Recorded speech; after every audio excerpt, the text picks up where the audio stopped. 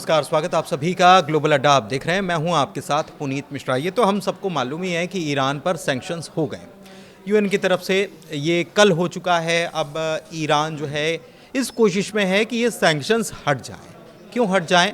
क्योंकि ईरान की अर्थव्यवस्था पर इससे बहुत विपरीत प्रभाव पड़ रहा है। इस बीच ईरान के राष्ट्रपति जो हैं उनकी तरफ से एक बयान निकलकर सामने आया है अमेरिका को लेकर के। तो इस बयान को समझेंगे और जो सैंक्शंस लगे हैं उसके मुताबिक आप हथियार की खरीद बिक्री नहीं कर पाएंगे। लेकिन एक खबर इसी से जुड़ी आ रही है कि रूसी विमान, एक बड़ा सा विमान जिसको कार्गो कहा जाता है, और उसमें हथियार रखे हुए थे और वो लैंड किया है ईरान में। क्या खबर है दोनों, इसको समझेंगे। लेकिन सबसे पहले मसूद पेज़ेश्कियान के उस बयान को समझते हैं जो वो कह रहे हैं अमेरिका के लिए। मेरे साथ मेरे सहयोगी अंकुर त्यागी जी मौजूद हैं, सीधे उनके पास चलते हैं और उनसे बात करते हैं। अंकुर जी, ये बयान जो आया है पेज़ेश्कियान का, ये कल सैंक्शन लग गए और कोशिश खूब कर रहे थे कि सैंक्शंस ना लगे, टल जाए, मामला खिसक जाए। हुआ नहीं, सैंक्शंस लग गए। अब बयान उनका आ रहा है अमेरिका को लेकर। बिल्कुल पुनीत, आपने सही जानकारी दी। 27 सितंबर से लागू हो गए हैं और जर्मनी, यूके और फ्रांस ने इन सैंक्शंस को मतलब लागू करवाया एक तरह से आगे बढ़ चढ़ के। रूस और चीन का जो रवैया था वो अलग था। वो ये चाहते थे कि इसको डिले किया जाए, लेकिन कुल मिलाकर ये स्नैपबैक जो सैंक्शंस हैं दोबारा लग चुके हैं। इसमें अब ये जो एम्बार्गो है ईरान पर, अब ये लंबा चलेगा। लंबा इन द सेंस कि जैसे ईरान ये चाहता था कि मुझे यूरेनियम इनरिचमेंट्स के माफ़ी मिल जाए, यानी कि जो वो ये दावा करता था कि मैं पीसफुल न्यूक्लियर प्रोग्राम चला रहा हूँ उसके लिए मिल जाए, वो ऐसा कुछ नहीं है। तो कुल मिलाकर ईरान पर जो शिकंजा है एक तरह से कस दिया गया है।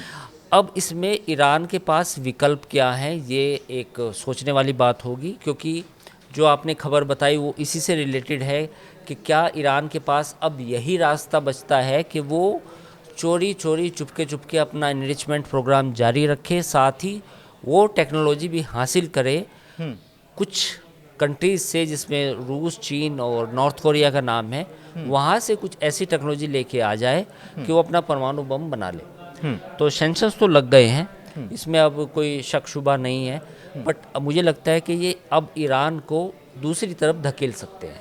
अच्छा, लेकिन आर्थिक रूप से कल रियाल की वैल्यू और गिर गई। जब जैसे ये खबर आई, रियाल की वैल्यू और गिर गई।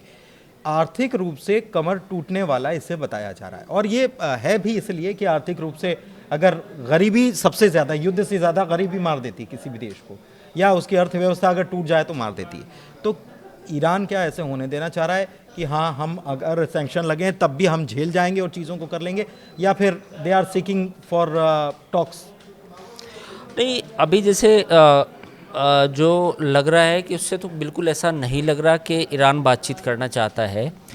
अभी जो खामनेई का जो बयान आया था हाल फिलहाल में, उन्होंने कहा था कि डेड एंड हो चुका है हमारे रिश्तों का, अमेरिका के साथ जो रिश्ते हैं। तो अब कोई किसी तरह से बिल्कुल नहीं लग रहा कि ईरान अपनी अपना जो ये अधिकार मानता है कि मुझे न्यूक्लियर इनरिचमेंट करना है, उससे पीछे हटेगा। अब सोचने वाली बात ये होगी कि क्या इन प्रतिबंधों के बावजूद भी क्या ईरान कुछ अपनी जनता, इकोनॉमी को भी संभाल पाएगा, प्लस यूरेनियम जो हथियार वो बनाना चाहता है कर पाएगा। अब ये मैटर कॉम्प्लेक्स हो चुका है, क्योंकि देखिए ये जो सैंक्शंस लगाए गए हैं ये आखिरी रिजोल्ट माना जाता है कि भाई हमने बस आखिरी दांव है, आखिरी पत्ता है जो फेंका गया है।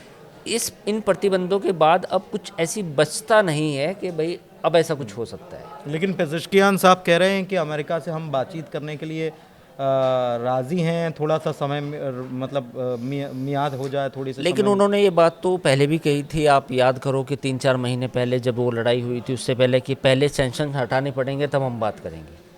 तो अमेरिका ने ये कहा था कि सैंक्शंस आपके तब हटेंगे पहले आप एग्री होंगे। तो अब भी वो यही कह रहे हैं। तो अभी यही बात है, तो कोई बयान में कोई बदलाव बिल्कुल नहीं है, मतलब कोई ब्रेक थ्रू नहीं है।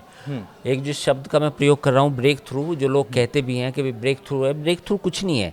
ईरान की पोजीशन पहले वाली है कि पहले आप अपने सैंक्शंस हटाओ, उसके बाद हम बात करेंगे। अमेरिका की पोजीशन पहले से क्लियर है कि सैंक्शंस अभी रहेंगे जब तक आप आप किसी भी समझौते पर नहीं पहुंचा जाए। ये को समझौता मतलब आप उनको हेल्प करो, उनको आप सबूत दो, हाँ। एनपीटी में आप बने रहेंगे। अब ईरान ये भी बार बार ये धमकी देता है कि मैं एनपीटी से बाहर हो जाऊंगा। तो ये तमाम जो चीज़ें हैं आईएए में आप उनको निगरानी की अनुमति देंगे, प्लस आप ये क्या नाम एनरिचमेंट नहीं करेंगे।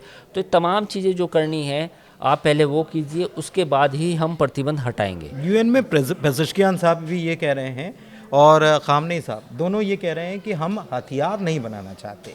70 सांसद जो हैं वो ये कह रहे हैं कि आप अपनी डॉक्ट्रिन में बदलाव करिए कि आप हथियार बनाइए तो सही, लेकिन हम हमला पहले नहीं करेंगे। ये 70 सांसदों का एक लेटर गया है। अब ये सवाल ये है कि जब ये JCPOA हुआ था उसमें 3 मैं कल जानकारी 3.67% यूरेनियम एनरिचमेंट आप कर सकते हैं, 60% तक ले गए। ज़्यादा है, 60% ज़्यादा है। हाँ।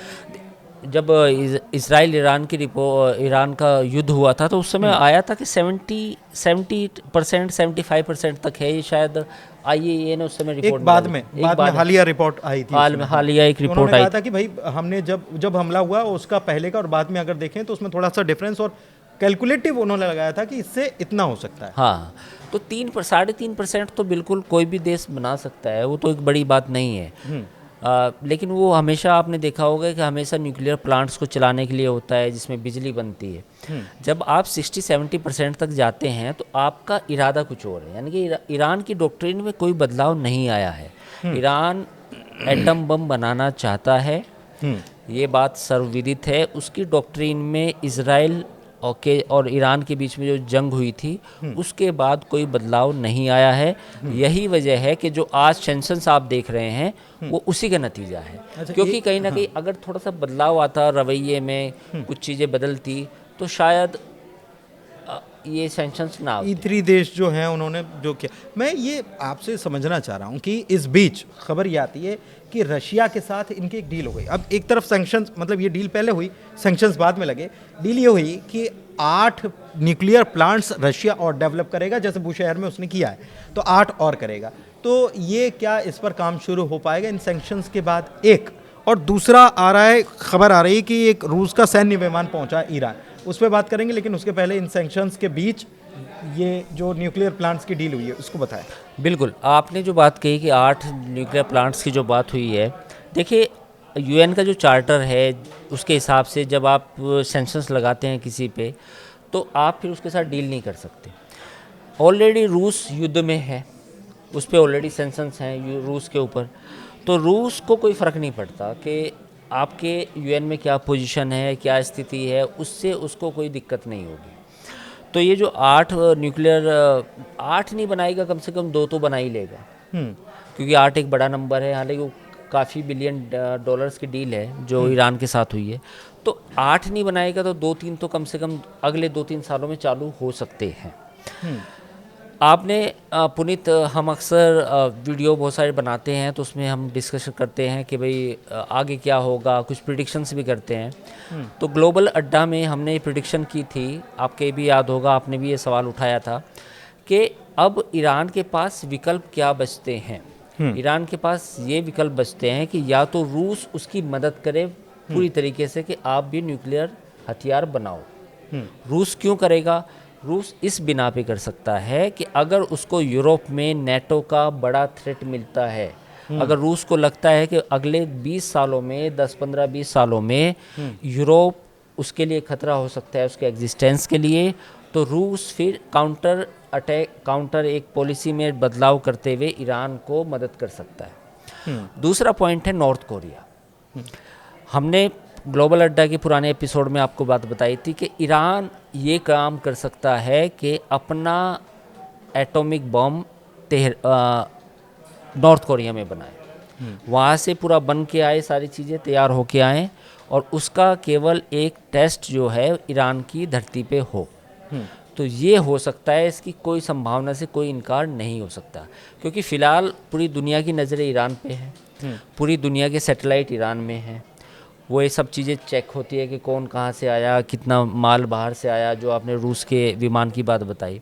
तो ऐसे में ईरान के पास जो विकल्प बचता है वो रूस, चाइना कुछ हद तक ना भी करे अपनी इकोनॉमिक बाउंडेशंस की वजह से, लेकिन रूस और नॉर्थ कोरिया ईरान की परमाणु बम बनाने में मदद कर सकते हैं।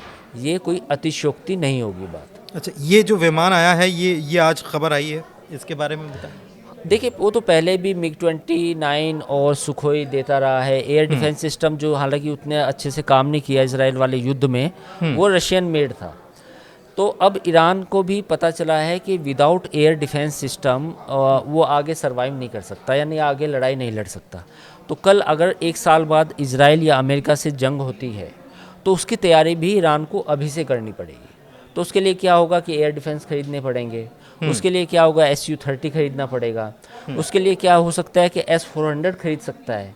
उसकी हाँ डील चल रही है ना, बातचीत चल रही, ऑलरेडी चल रही है। तो ये तमाम चीज़ें कर सकता है। तो ये कोई अब इसमें रूस हथियार भेज रहा है ईरान को, मतलब कोई हैरानी वाली बात नहीं है। अब सबको पता है कि सेल्फ डिफेंस के नाम पर ईरान अपने को मजबूत करेगा और इसमें रूस उसकी मदद करेगा। रूस उसकी मदद करेगा। हाँ। तो कुल मिलाकर रूस मदद कर रहा है और इसी को लेकर आज खबर आई कि रूस का एक विमान, सैन्य विमान जो 50 टन हथियार या 50 टन सामग्री ले जाने में सक्षम है, वो वहाँ पर लैंड किया है। और इसके बारे में और ज़्यादा जानकारी इसमें क्या है ये नहीं है, लेकिन इसके पहले जैसा कि बताया कि MiG-29 या सुखोई 35 जो है उसकी डील या S-400 की डील, तमाम डील्स जो हैं वो चली रही हैं। चाइना की तरफ से भी कुछ मदद मिल पा रही है। एक्चुअल में आपस में ये समझौता कर रहे हैं, चाइना को कुछ ईरान की तरफ से भेजा जा रहा है, ईरान को चाइना कुछ भेज रहा है, मिसाइल का कुछ जो पार्ट्स हैं, जो चीज़ें लगती हैं उसमें, वो चीज़ें भेजी जा रही हैं। तो ये अब अभी तक का, आज तक का अपडेट है और आगे अपडेट जैसे आएगा तो हम आपको इसके लिए बाखबर ज़रूर करेंगे। फिलहाल ग्लोबल अड्डा में इतना ही, चर्चा को यहीं विराम देते हैं। बहुत धन्यवाद।